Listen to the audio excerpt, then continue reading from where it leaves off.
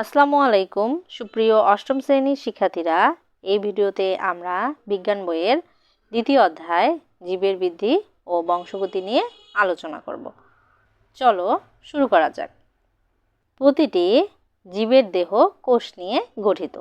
এখানে প্রতিটি জীব দেহ কোষ নিয়ে গঠিত বলতে এই যে আমরা ক্লাস 7-এ উদ্ভিদ কোষ এবং প্রাণী কোষ পড়েছি, এই অনেকগুলো কোষের সমষ্টি নিয়ে একটি জীবদেহ এবং অনেকগুলো কোষের সমষ্টি নিয়ে উদ্ভিদ দেহ গঠিত হয়।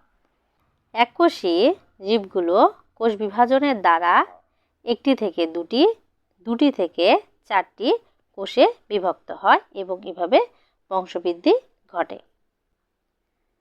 এই যে এখানে আমরা দেখলাম যে একটি থেকে দুটি, দুটি থেকে চারটি, চারটি থেকে আটটি হবে, আবার আটটি থেকে 16, 16টি থেকে 32টি, এভাবে করে কোষ বিভাজন হবে। আর এই বিভাজনকে মাইটোসিস কোষ বিভাজন বলা হয়। বহুকোষী জীবের দেহকোষের সংখ্যা বৃদ্ধি হয়ে জীবদেহের সামগ্রিক বৃদ্ধি ঘটে। ডিম্বাণু নিষিক্ত হওয়ার পর থেকে বহুকোষী জীবের জীবন শুরু হয় একটিমাত্র কোষ থেকে। ডিম্বাণু নিষিক্ত হওয়াকে বলা হয় যখন শুক্রাণু এবং ডিম্বাণুর মিলন ঘটে।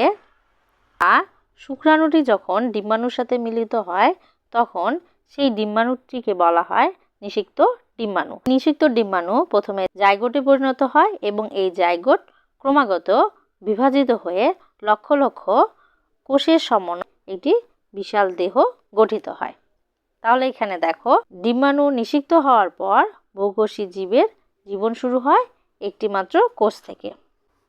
নিষিক্ত ডিম্বাণু অর্থাৎ এককোষী জাইগোট ক্রমাগত বিভাজিত হয়ে সৃষ্টি করে লক্ষ লক্ষ কোষ দিয়ে গঠিত বিশাল দেহ।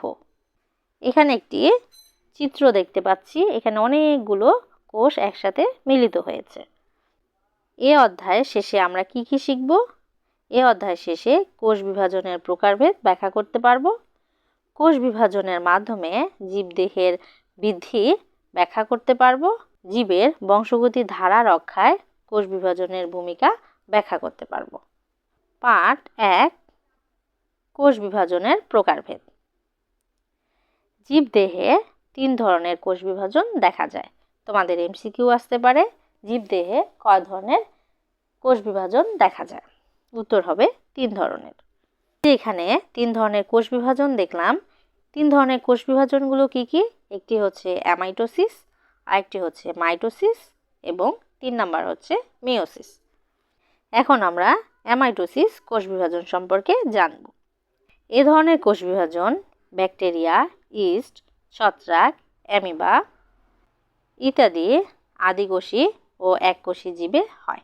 তোমাদের এমসিকিউ আসতে পারে যে ব্যাকটেরিয়া, ইস্ট, ছত্রাক এবং অ্যামিবাতে কোন ধরনের কোষ বিভাজন হয়ে থাকে? সেটি হবে অ্যামাইটোসিস কোষ বিভাজন। আবার এভাবে এমসিকিউ আসতে পারে, অ্যামাইটোসিস কোষ বিভাজন হয় এমন কতগুলি প্রাণীর নাম লিখো। কি কি হবে? ব্যাকটেরিয়া, ইস্ট, ছত্রাক, অ্যামিবা।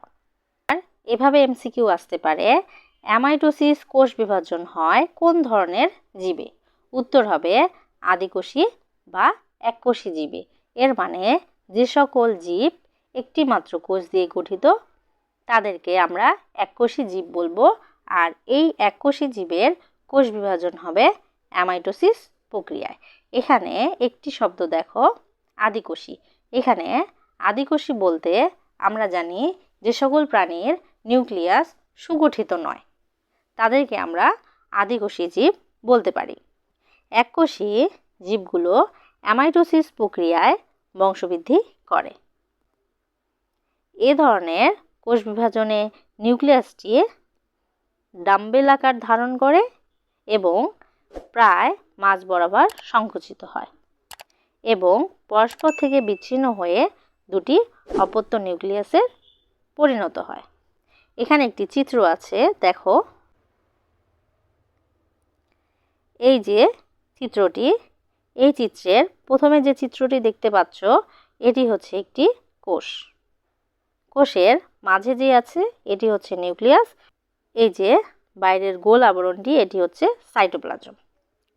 এখন দেখো এখানে বলেছে যে এ ধরনের কোষ বলতে একটি আদিকোষ বা এককোষী প্রাণীদের কথা বলা হয়েছে। এ ধরনের কোষের নিউক্লিয়াসটি, এই যে মাঝের গোলটি দেখতে পাচ্ছ, এটি হচ্ছে নিউক্লিয়াস।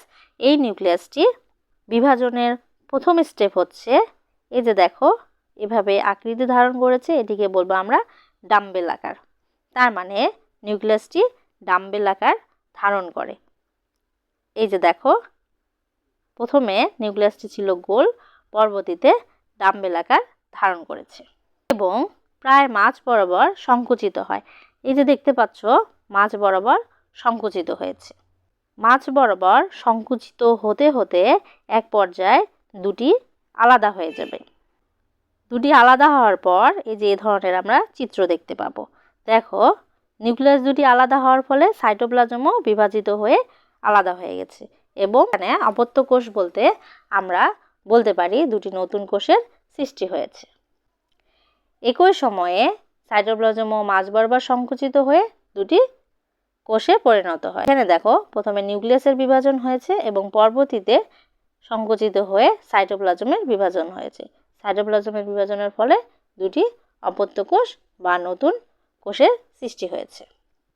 এ ধরনের বিভাজনে মাতৃকোষের নিউক্লিয়াস এবং সাইটোপ্লাজম সরাসরি বিভক্ত হয়ে কোষের সৃষ্টি করে, তাই একে প্রত্যক্ষ কোষ বিভাজন বলা যায়। এর মানে অ্যামাটোসিস কোষ বিভাজনকে আর কোন ধরনের বিভাজন বলা যায়? প্রত্যক্ষ কোষ বিভাজন। চিত্রটি খুব ভালো মতো দেখবে এবং এটি খাতায় অঙ্কন করবে। এখন আমরা দেখব মাইটোসিস কোষ বিভাজন। উন্নত শ্রেণীর প্রাণী এবং উদ্ভিদের দেহকোষ মাইটোসিস প্রক্রিয়ায় বিভাজিত হয়। উন্নত শ্রেণী বলতে আমরা মানুষ, গরু, ছাগল এবং উদ্ভিদ, এদের মাইটোসিস প্রক্রিয়ায় কোষ বিভাজন হয়ে থাকে। এই প্রক্রিয়ায় মাতৃকোষ, এখানে মাতৃকোষ বলতে শুরুর যে কোষটি সেটিকে বোঝানো হয়েছে। মাতৃকোষের নিউক্লিয়াস একবার বিভাজিত হয়ে সম আকৃতির, সমগুণ সম্পন্ন এবং সমসংখ্যক ক্রোমোজোম বিশিষ্ট দুটি অপত্য কোষের সৃষ্টি হয়।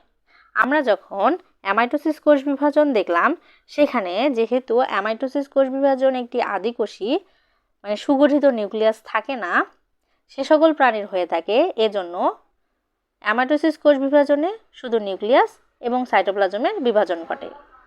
মাইটোসিস কোষ বিভাজন যেহেতু উন্নত শ্রেণীর প্রাণীর এবং উদ্ভিদের, এক্ষেত্রে উন্নত প্রাণীদের কোষ সুগঠিত। উন্নত প্রাণীদের কোষের নিউক্লিয়াস সুগঠিত এবং এখানে বিভিন্ন ধরনের অঙ্গাণু যেমন সাইটোপ্লাজম, নিউক্লিয়াস, মাইটোকন্ড্রিয়া, কোষ ঝিল্লি, ক্রোমোজোম ইত্যাদি রয়েছে।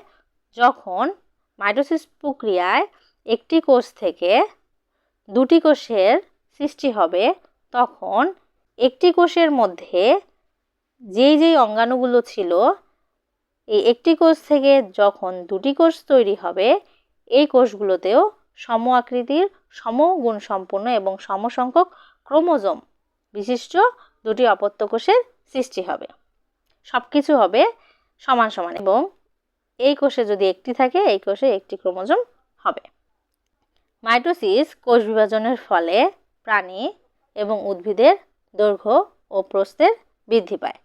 এখানে প্রাণী ও উদ্ভিদের দৈর্ঘ্য-প্রস্থ বৃদ্ধি বলতে, যদি মাইটোসিস কোষ বিভাজনটি একটি মানুষের হয়ে থাকে, তাহলে মানুষটি এক কোষ থেকে আস্তে আস্তে বড় হয়ে একটি পূর্ণাঙ্গ মানব শিশুতে পরিণত হবে। আবার যদি মাইটোসিস কোষ বিভাজন কোনো উদ্ভিদ কোষের হয়ে থাকে, তাহলে এই উদ্ভিদ কোষটি বিভাজিত হয়ে হয়ে আস্তে আস্তে একটি বড় বৃক্ষ বা গাছে পরিণত হবে। এদিকেই দৈর্ঘ্য এবং প্রস্থের বৃদ্ধি বলা যেতে পারে। এ ধরনের কোষ বিভাজন দ্বারা উদ্ভিদের ভাজক টিস্যুর কোষের সংখ্যা বৃদ্ধি পায়। উদ্ভিদে অনেকগুলো টিস্যু রয়েছে, যেমন ভাজক tissue, xylem tissue, phloem tissue. তো উদ্ভিদের টিস্যুর মধ্যে ভাজক টিস্যুর কোষ বিভাজনের ফলে উদ্ভিদের বৃদ্ধি ঘটে। এখন আমরা জানব মিওসিস সম্পর্কে। মিওসিস কি বলেছে? জনন কোষ উৎপন্ন হওয়ার সময় মিওসিস কোষ বিভাজন ঘটে। জনন কোষ বলতে একটি প্রাণী সে পুরুষ হবে না স্ত্রী হবে এই কোষ বিভাজনের মাধ্যমেই জানা যায়। এ ধরনের কোষ বিভাজনে মাতৃকোষের নিউক্লিয়াসটি, মাতৃকোষ বলতে যে এটি একটি মাতৃকোষ, এর মধ্যে নিউক্লিয়াস রয়েছে, এটি হচ্ছে নিউক্লিয়াস। মাতৃকোষের নিউক্লিয়াসটি পরপর দুবার বিভাজিত হলেও এই যে নিউক্লিয়াসের মধ্যে যে ক্রোমোজোম রয়েছে এই ক্রোমোজোমের বিভাজন ঘটে মাত্র একবার। ফলে অপত্য কোষে ক্রোমোজোমের সংখ্যা অর্ধেক হয়ে যায়। এই লাইনটি দেখো, কোষ বলতে আমরা নতুন কোষকে বুঝিয়ে থাকি। যদি এটি মাতৃকোষ হয়, মাতৃকোষের বিভাজনের ফলে আমরা দুটি নতুন কোষ পাবো। এই যে আমরা দুটি নতুন কোষ পেয়েছি। মাতৃকোষে যদি ক্রোমোজোমের সংখ্যা 20টি থাকে তাহলে নতুন যে দুটি কোষ পেয়েছি এখানে ক্রোমোজোমের সংখ্যা হবে, এই যে একটি কোষে এখানে হবে 10টি এবং এখানে হবে 10টি। এর মানে মাতৃকোষের ক্রোমোজোম সংখ্যা, এই যে এখানে লাইনটি দেখো, অপত্য কোষের ক্রোমোজোম সংখ্যা অর্ধেক হয়ে যায়। এর মানে হচ্ছে মাতৃকোষে ক্রোমোজোম সংখ্যা ছিল 20টি, নতুন যে দুটি কোষ হয়েছে এর মধ্যে ক্রোমোজোম সংখ্যা মাতৃকোষের তুলনায় অর্ধেক হয়েছে। অর্ধেক দেখো, মাতৃকোষে 20টি ছিল, 20-এর অর্ধেক হচ্ছে 10, প্রথম কোষে 10টি এবং দ্বিতীয় কোষে 10টি। এজন্যই এই লাইনটি বলা হয়েছে যে অপত্য কোষে ক্রোমোজোম সংখ্যা অর্ধেক হয়ে যায়।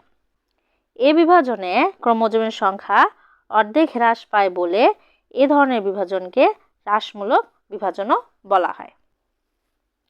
তোমাদের এমসিকিউ আসতে পারে, কোন ধরনের বিভাজনকে হ্রাসমূলক বিভাজন বলা হয়? মিওসিস কোষ বিভাজনকে হ্রাসমূলক বিভাজন বলা হয়। জনন মাতৃকোষ থেকে পুং এবং স্ত্রী গ্যামেট উৎপন্ন হওয়ার সময় এ ধরনের কোষ বিভাজন হয়। আজকে এ পর্যন্তই, দেখা হবে পরবর্তী ক্লাসে। আল্লাহ হাফেজ।